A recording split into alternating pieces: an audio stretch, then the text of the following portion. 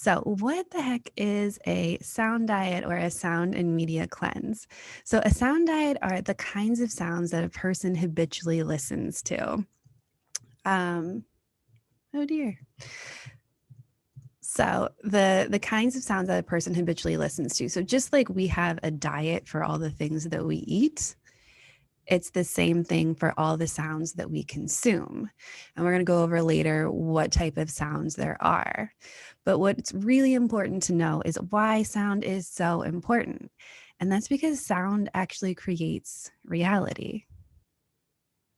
Sound is an energy. So whether it's in your mind, whether it's around you, um, we can literally speak things into existence, and we need to start recognizing that and recognizing what we're allowing into our environment. And that's really what this workshop is about, is just being able to control the sounds, or the sound, or looking at the sounds that we can control. So if this ever has sounded like you, and I've been this person before too, I would never say the things I say to myself to other people. So, like the sounds in your head, social media or the news or XYZ makes me anxious. If you use judgmental, offensive, or negative language towards yourself or other people, which absolutely includes gossip and absolutely includes complaining. And if you are someone who limits yourself, you play small and you hide as a result of fear, doubt, and worry. If you want to do things, but you have this voice in your head or something telling you that you can't do it. If any of these things sound like you, or if you can relate to any of these things, first off, it's totally normal. I think the majority of people can relate to these things, but we're going to go over how we can start to help nurture this like courage and bravery inside of us just by changing our sounds and the language that we use. So the benefits of a sound cleanser, it's totally, completely going to change your relationship with media and with the sounds you consume. It's going to help declutter your mind. We have 50 to 70,000 thoughts per day. So it's super, super going to help you declutter all of the junk that you don't, well, not all of it, because we can't always control everything, but it's going to help you declutter the mind a lot more. So you're not having things in your mind that you don't need there. It's also going to cultivate a healing environment and one for growth. So we can use sounds to nourish us and to help us turn into the people that we want to become. Most of the time, we already are the people that we want to become. There's just a voice inside of us telling us that we're not. So what are the types of sound?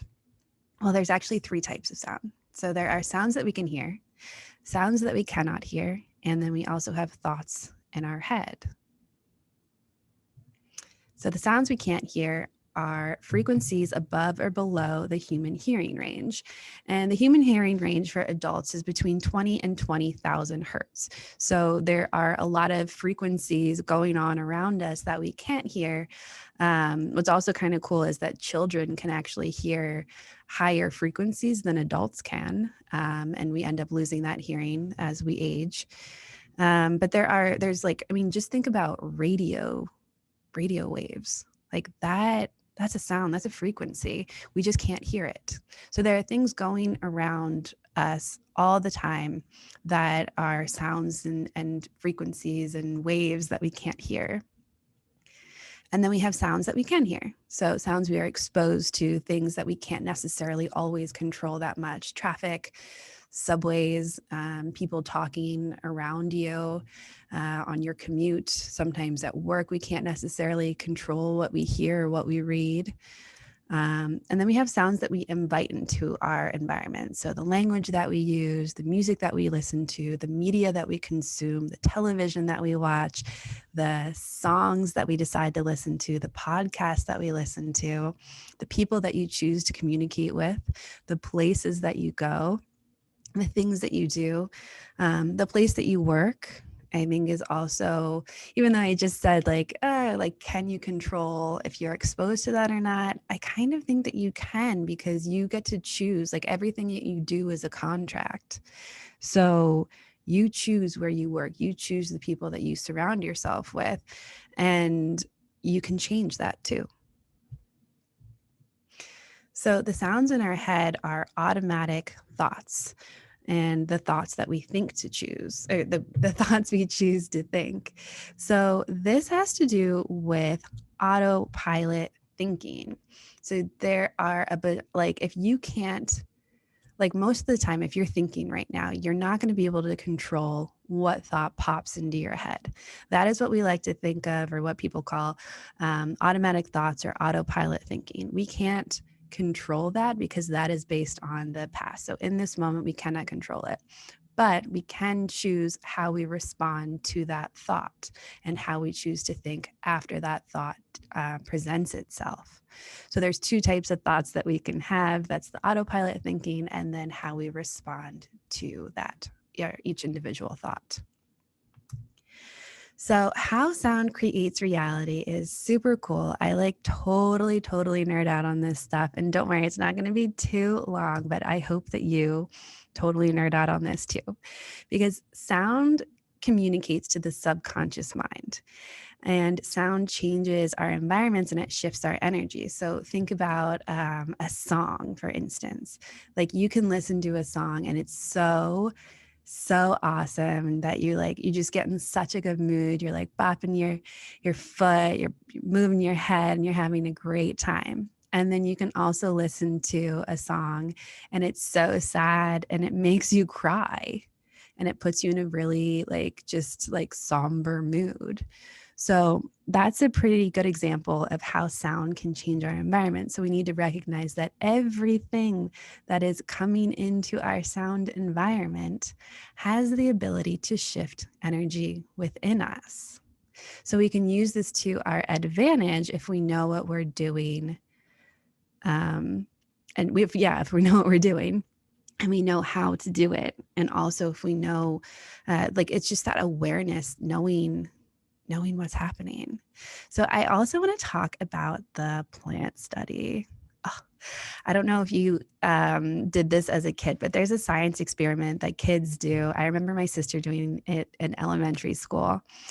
And you get two plants, and you label one plant, plant A, and you label one plant, plant B. You give them the same amount of water, the same amount of sunlight. And then one of the plants, so it's like, let's say plant A, you sing to it, you tell it that you love it, you give it compliments. And then plant B, you yell at it, you tell it it's ugly, and you bully it. So then you continue this experiment for 30 days. And at the end of the experiment, you are totally going to notice that plant B is drooping. It looks sad. It's noticeably less healthy. And then that plant A will be thriving, luscious, healthy. But the only difference between these two things is the negativity in plant B's environment and the positivity in plant A's environment. And we are just like those plants. We take in information from around us. Every single piece of sound is a piece of data that our body is experiencing and that our mind is experiencing. So this experiment has been practiced for so many years. And it's just this beautiful example of how words have an effect that is so visual, because we know that words have meaning behind them. We know that words have effects, but it's a visual representation that shows you what words can do. And your sound diet is going to help you be able to control things as well. Because all words and all sounds matter. They all carry a vibration. And so this is a study that IKEA did. And obviously you can tell which plant is the plant that's being bullied and which plant is the plant that's being complimented. I mean, you literally cannot argue with this. Look at it. So what we're going to do in the sound cleanse is show you step by step exactly how to create a sound field and an environment that is full of positivity and ultimately for you to nourish yourself, ultimately for growth, for transformation, whatever it is that your goals are. So yeah, oh my gosh, I don't know. I just get so like, look at this. It's insane. It's totally crazy. So sound influences you positively and negatively. So I'm sure you can think right now of some things that you should already be cutting out that you listen to. And each sound is like a plant seed in the subconscious mind. So we need to remember that as we're going through this process. So collectively, these sound seeds help create your unique autopilot thinking, which means that we have control over how we nurture and grow your autopilot thinking. So when I was talking about those two thoughts inside of our mind, we have the autopilot and then we have how we respond to it. So the autopilot thinking is based on the past. So by nourishing your mind right now with each of these like little positive sound seeds, you can actually affect your future and what your autopilot thinking is like in the future. So whether that's for positivity, for confidence, for becoming the best CEO that you can, for being a great employee, for having a good attitude, for waking up early, for whatever it is, you can affect that with sound starting today, right now. So reality is created by us giving meaning to thoughts. So everything is neutral unless we give it a meaning. And reality is created by words, stories, and emotions. So your words, stories, and emotions have unique meanings specifically to you. No one in this world is experiencing reality the way that you are, which is kind of crazy. And we have to recognize that when we start to recognize like maybe why someone else can watch something and it doesn't affect them. For me, like I'm a huge empath, and when I watch television, it like no matter what show it is, it negatively affects me. I can physically feel like my vibration and like everything just like cringing and getting smaller. And it doesn't mean that I don't watch TV. It just means I know that that happens. So I have to be super conscious of how much TV I'm watching and what I'm choosing to watch. Because sometimes you want to relax and it's like, oh, am I going to watch this thing that's going to drain all of my energy? Absolutely not. It's like not going to serve me at all in the present or in the future. So recognizing that words, stories, and emotions have unique meanings to each person.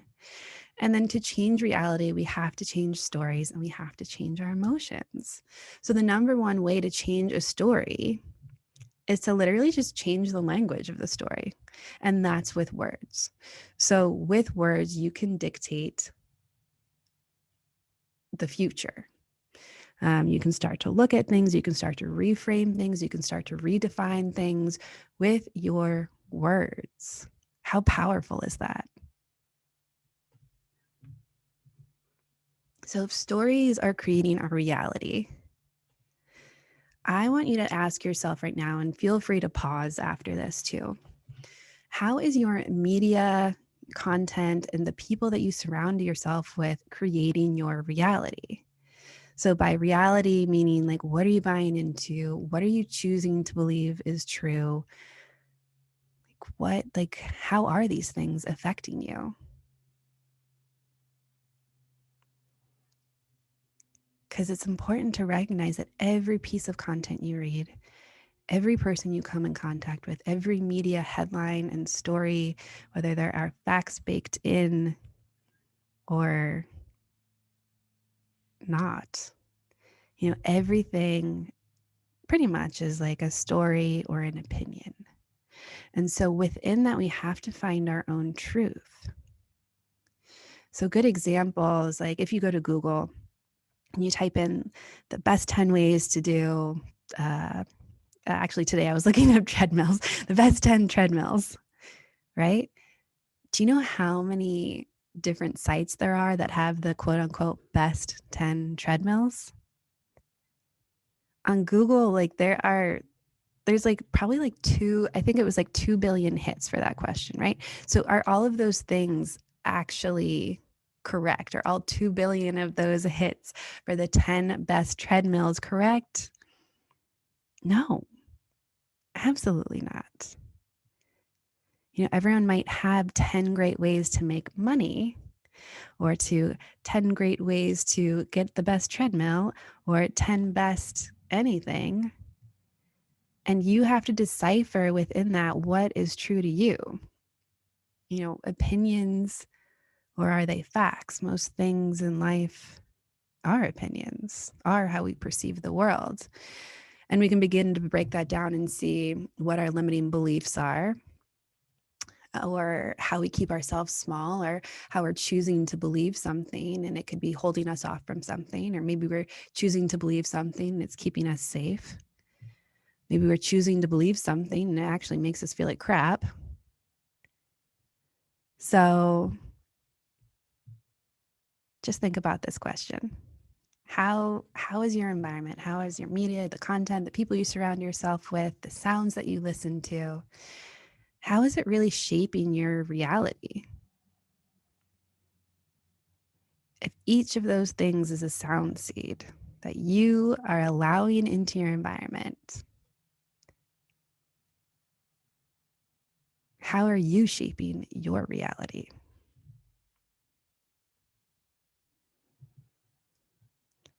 So the sound and media cleanse is to help you shape that. And it's going to show you how to transform your relationship with media and sounds that you consume. It is going to transform your consumption patterns, and it is going to cultivate an individualized environment for you in your best life, because you are the only person who knows that. So what I'm going to do is I'm going to walk you through a 3-step process that is going to allow you to create life on your own terms by helping yourself with the sounds in your environment. Not based on what someone else told you, or what the media told you, or how someone told you that life was supposed to look. You get to create it. So the sound cleanse and the sound and media cleanse is going to give you this opportunity to choose for yourself. Your life can be anything that you want it to be. And you can eliminate a lot of noise, literally and figuratively. And you have this capacity, like it's just so simple. I'm going to show you in these 3 steps. It is so ridiculously simple on what you want to tune into based on your wants, your desires, your opinions. Because imagine what life could look like with full of intention. Imagine waking up, being lit up inside with what you're doing, what you're creating. Imagine feeling confident, feeling empowered by the sounds, the things that you choose to put into your environment. Imagine feeling empowered by the content that you listen to every day. Like, really think about that, because it's your choice. It's not up to me to do this. It's up to you. And I don't want you to do this just because I'm telling you to do it, but think about it. What could life look like?